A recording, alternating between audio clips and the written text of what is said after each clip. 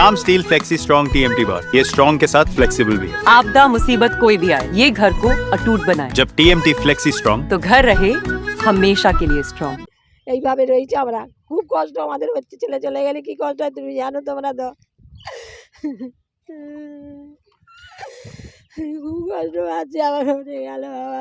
ছেলের নাম কাশি। আপনি কি চাইছেন? আপনি কি চাইছেন? কি চাই আমি কি করে জানবো, কি বলবো বলো, আমি বলতে পারছি না, কি বলবো বলো। আমার ছেলে তো চলে গেছে, কি করবো বলো। ये स्टाइल का मामला है। रूपा फ्रंटलाइन।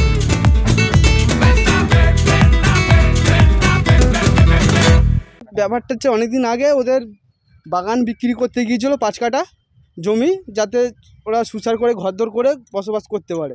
ঠিক আছে, বাগানটা বিক্রি করতে যাওয়াইতে ওদের থেকে এই যে ভিটে বাড়িটা দেখতে পাচ্ছেন, ওদের ভিটে বাড়িটা রেকর্ড করে নিয়েছিল।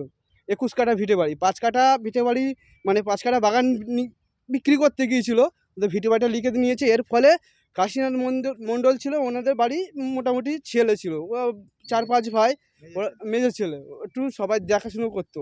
ওরা চাপে সহ্য করতে না পেরে উনি সুসাইড করেছে।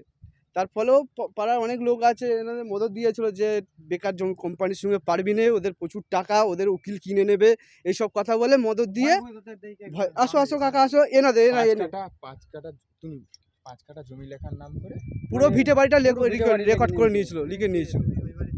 ইনি হচ্ছে এবার ছিল।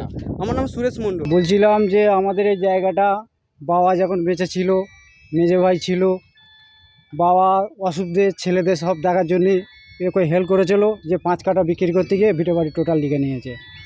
এবারে মানে নেতার কাছে যাচ্ছি, থানায় যাচ্ছি, অঞ্চলে যাচ্ছি, হ্যাঁ দীপুর আন্ডারে। তা ওনারা বলে জায়গা সমস্যা মিটবে না, এই জায়গা তোমরা মিটে নাও। হ্যাঁ, মেটানোর পরে বলে আবার তাপস চ্যাটার্জির কাছে গেলাম, তাপস চ্যাটার্জি বললো আমার 1 সপ্তাহের মধ্যে আমি ঝামেলা মিটে দেবো। সেই তাপস চ্যাটার্জি কী করলো, সে ঝামেলা মেটালো না। হ্যাঁ, দলিল ফলিল যা জমি তো সব রেকর্ড করে নিয়েছে, ফেরত দেবে বলেছিল।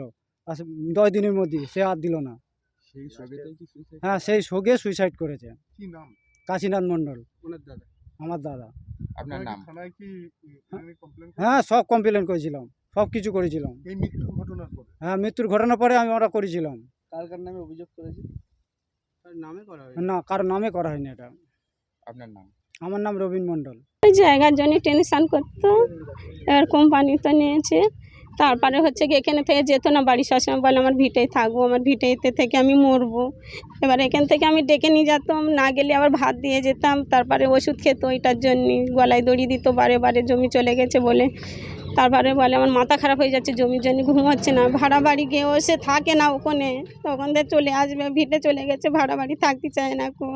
কারা নিয়েছে জমিটা? কোম্পানি নিয়েছে। আপনারা পঞ্চায়েতকে জানাননি?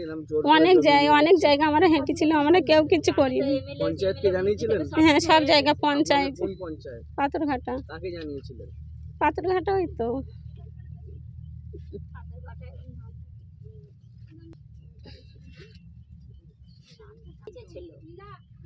ছিল, প্রধান ছিল।